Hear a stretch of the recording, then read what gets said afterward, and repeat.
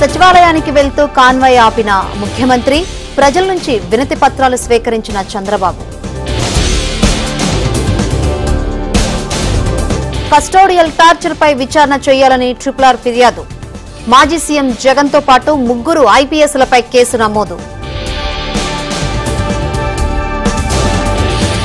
Brand చంద్రబాబుతో ఆర్థిక వ్యవస్థను గాడిలో పెడతాం. రాష్ట్ర ఆర్థిక మంత్రి పయ్యావుల కేశవ్ వెల్లడి. కారు పార్టీలో మిగిలేది 4 ఎమ్మెల్యేలే. కాంగ్రెస్ లో BRS LP విలీనం ఖాయమన్న దానం. రెండో రోజు గాంధీ భవన్ లో కురియన్ కమిటీ భేటీ. ఉమ్మడి జిల్లాల వారీగా ఎమ్మెల్యేలతో సమావేశం. శంషాబాద్ లో బీజేపీ కార్యవర్గ సమావేశం. పార్టీ బలోపేతమే లక్ష్యంగా క్యాడర్ కు దిశానిర్దేశం.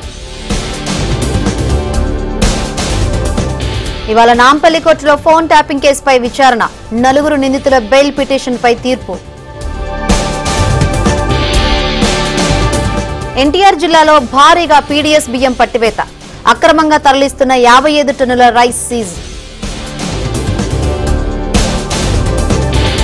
కాకినాడ పోర్టులో సీజ్ చేసినవి రేషన్ బియ్యమేనని నిర్ధారణ. ధృవీకరించిన ల్యాబ్ నివేదికలు. 7 గోడౌన్లకు. సుప్రీంకోర్టులో ఢిల్లీ సీఎం కేజ్రీవాల్ కు ఊరట. ఈడీ కేసులో మధ్యంతర బెయిల్ మంజూరు. నీట్ యూజీ కేసులో లీకైన వీడియోలన్నీ నకిలీవే. వచ్చే వారంలో కౌన్సిలింగ్ ప్రారంభిస్తామన్న కేంద్రం.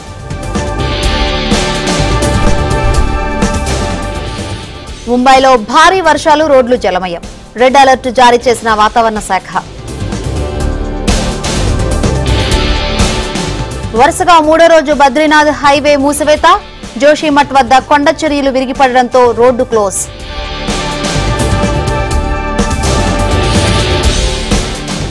కొండ చర్యలు విరగడంతో నదిలో పడిన బస్సులు.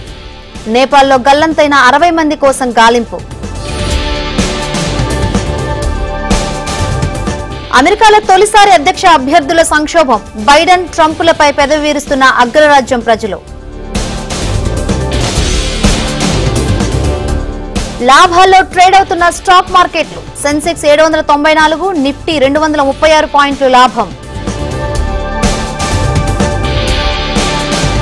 ఫీల్డింగ్ కోచ్ గా విదేశీయుడు వద్దు, మనోడే ముద్దు. గౌతమ్ గంభీర్ అభ్యర్థనను తిరస్కరించిన BCCI.